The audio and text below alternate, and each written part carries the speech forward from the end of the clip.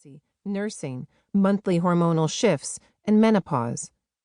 It might seem incongruous for ancient Egypt's authoritarian state to support potential threats to traditional masculine power. Perhaps ancient Egyptian women were made of stronger stuff, gifted with ability and ingenuity greater than women elsewhere. Or maybe the Egyptians were more tolerant and less threatened by female political rule, because they had created a social system of gender balance through laws that supported land ownership and social freedoms for both sexes, allowing women decision-making power and access to divorce. Or perhaps the polytheistic Egyptian religion, reliant on the defensive strength of ferocious, bloodthirsty, and mercurial goddesses, Sekhmet and Mut, Bastet and Isis, demanded that its adherents take the political acumen of women into consideration in the real world.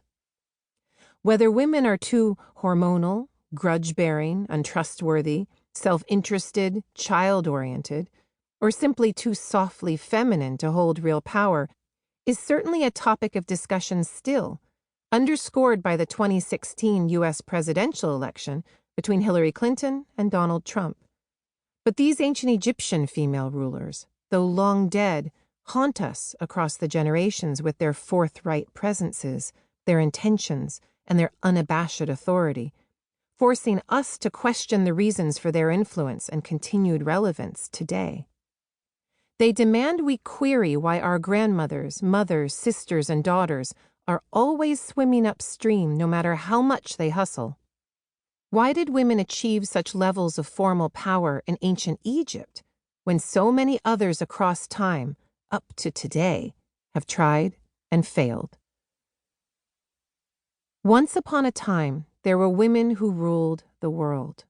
6 of them, Merneith, Neferusobek, Hatshepsut, Nefertiti, Tawasret, and Cleopatra, climbed the highest and wielded the most significant power, not as manipulators of their menfolk, but as heads of state.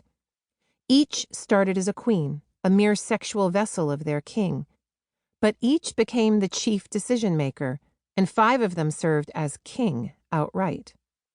Though each woman must have had the gravitas, skill, intelligence, and intuition to rule, each was also put in power by an Egyptian system that needed her rule. But this positivist story conceals some darker twists and turns.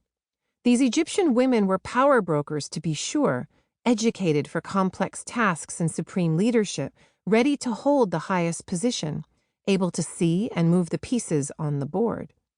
But viewed through another lens, they were utterly powerless, mere pawns of a patriarchal system over which they had no control and could never hope to alter in the long term.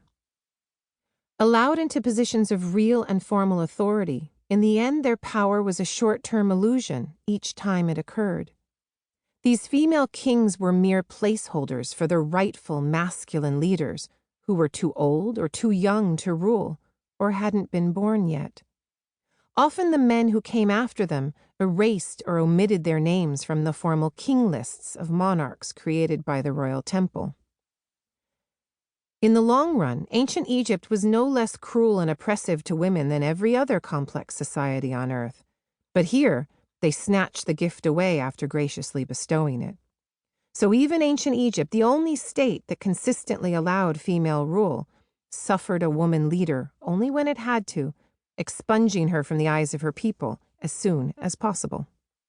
To understand this strange and contradictory tale of unadulterated female power, wielded by poorly remembered women over an extraordinary 3,000-year run of ups and downs, let us turn to the women themselves.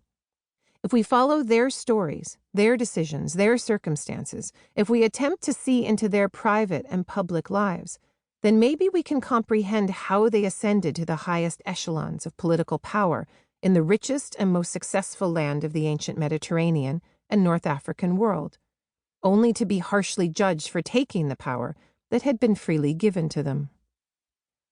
Merneith, one of the earliest embodiments of female power from ancient Egypt, ruled during Dynasty I, 3000 to 2890 BC, at the dawn of the Egyptian nation-state, when kingship was new and brutal.